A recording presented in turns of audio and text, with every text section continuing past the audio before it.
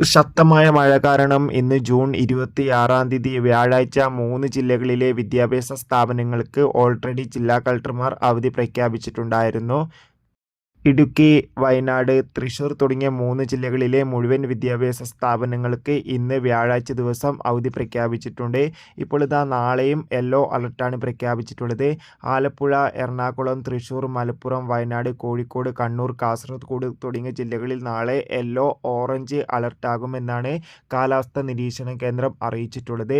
അതോടുകൂടി ഈ ജില്ലകളിൽ നാളെ വെള്ളിയാഴ്ച ദിവസം ശക്തമായ മഴയ്ക്ക് സാധ്യതയുണ്ട്. അതിൻ്റെ ഭാഗമായി ഏവർക്കും സംശയമാണ് നിലവിൽ വിദ്യാഭ്യാസ സ്ഥാപനങ്ങൾക്ക് അവധി പ്രഖ്യാപിച്ചോ ഇല്ലേ എന്ന്. നിലവിൽ ഈ സമയം വരെ വിദ്യാഭ്യാസ സ്ഥാപനങ്ങൾക്ക് അവധി പ്രഖ്യാപിച്ചിട്ടില്ല.